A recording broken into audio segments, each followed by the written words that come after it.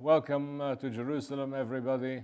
I'm myself in Jerusalem for the 56th year of mine, and out of 62, I'm 56 years in Jerusalem. And I know the city, but every day I discovered that there is more and more to be known about it. And every day of living in Jerusalem is a day of discovery for me. Now, as for burial customs in Jerusalem start approximately 5,000 years ago. The earliest tombs that we have go back to the very late 4th millennium BC and the very beginning of 3rd millennium BC. So we have a continuity from the late 4th or early 3rd millennium through the late 3rd millennium, through the 2nd millennium, through the First Temple period, up to our own days. This continuity, I think, is unparalleled anywhere else in the world.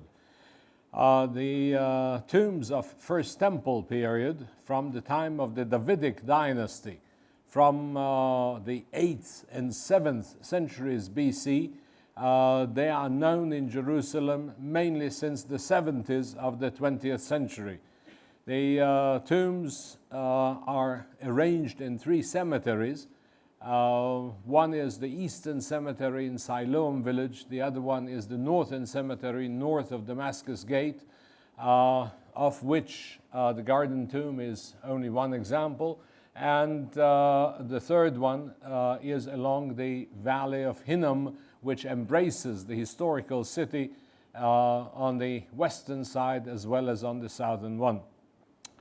The burial caves of First Temple period, of the what we call the Iron Age, the time of the Davidic dynasty, they number about 140.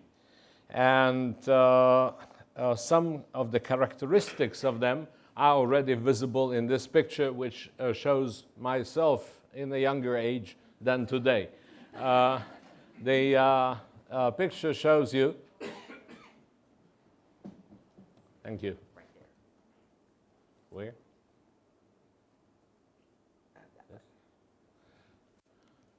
Okay, the picture shows you 3 Greek P or Hebrew Het shaped benches, burial benches, upon which the deceased was stretched together with the burial gifts. This arrangement of 3 benches and a floor which is lower than the entrance. You see the entrance over here, and the floor is here. You can see remnants of the ceiling, which was quarried away in a later period. This is one of the tombs at Ketef Hinnom, on the edges, on the high shoulder above the Valley of Hinnom. Next one, please. We need full darkness for this one, but never mind. Let's go to the next one.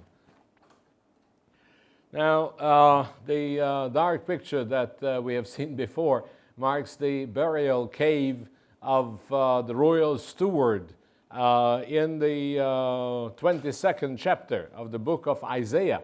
We have the prophet going to a high-ranking official of the kingdom of Judah and saying to him, "Who are you, and what do you have here that you made yourself a habitation in the rock, cut yourself a tomb in the height of Jerusalem?" This inscription was found in the facade of that tomb, and it mentions the title, the very same title, Asher al-Habayit, he who is over the royal household, the one which is mentioned in Isaiah. And this is the first Hebrew inscription, rock-cut inscription, which was ever found. It was discovered in the 1870s by a Frenchman, Charles Clermont-Ganneau, and moved to the British Museum, where it is on display until this very day. In any case, the inscription, which has 3 lines, is of very good Hebrew characters and Hebrew language of the 8th century BC, fitting to the time of Prophet Isaiah, and it is very much possible that this is the very tomb which the prophet meant in his prophecy about that royal steward or the official, he who is over the royal household.